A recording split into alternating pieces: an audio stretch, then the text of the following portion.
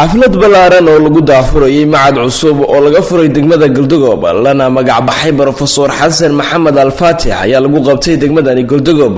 xafladaasi waxaa ka soo qayb galay maamulka degmadani Galdogob, bahweynta waxbarashada degmada Galdogob, ururada dhalinyarada iyo hooyooyinka, uqaal, waxgarad iyo culimo u diin. macadka Professor Xasan Maxamed Al-Fatih ayaa waxa uu yahay macad ay degmada ka hirgeliyeen culimo wax ku soo baratay dalka dibadiisa. waxa ugu horeyn macadkaasi furay oo xaraga ka jiray isla marhaantaasina sheegay inay soo dhaweynayaan ka maamul ahaan gudoomiyaha degmada Galdogob mudane Xasan Farax Ayaxle, waxaana uu sheegay ka maamul ahaan inay soo dhaweynayaan macadka cusub ee Professor Xasan Maxamed Al-Fatih. runtii markaan masaajida iyo kutubta ka baxaysay aragno meelo badan waxaa dareemaysaa dadka kale inay maaragtay ku adag yihiin inay waxbarashadooda sii wataan. aad iyo aad baad u baahsantihiin dad badan oo cuqaal ama waxgaradana waa iga dambaysaa. xafladan waa soo dhaweynaynaa, waxaan soo dhaweynaynaa maxadka la furay.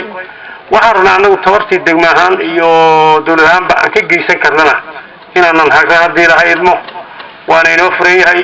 ka faa'iidaysta meeshaad ilmihiina u dhigi lahaydeen borow u dhigi lahaydeen borow dhul Soomaaliyeed. runtii dhalinyaro badan baa ka soo baratay, sharaf bay mudan tahay iyo ku dayasho. laakiin Galdogob borow noqotay maxaa naga hortaagan innaga.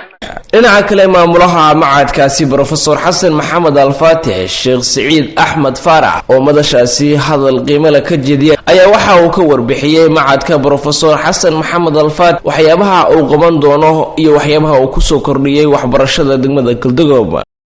wuxuu bulshada u soo kordhiyay qaybo kala bedelan.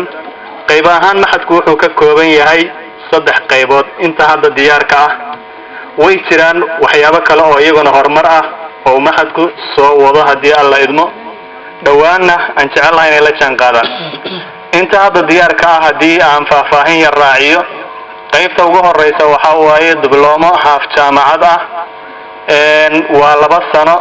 2 sano qofkii markii uu dhammaysto insha Allah wuxuu haleelayaa shahaado heer caalami ah. wuxuuna noqon doonaa qof gutay jaamacad barkeed.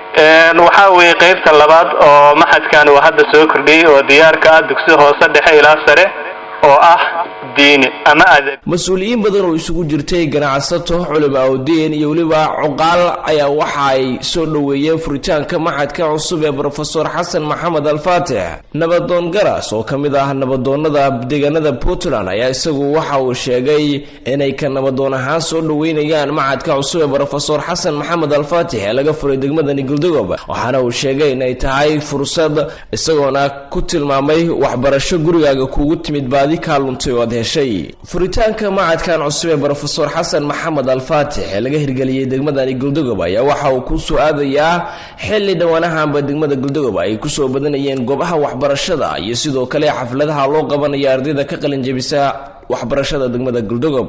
Cabdirasaaq Xasan Farax, wararka telefishinka caalamiga SBC, magaalada Galdogob.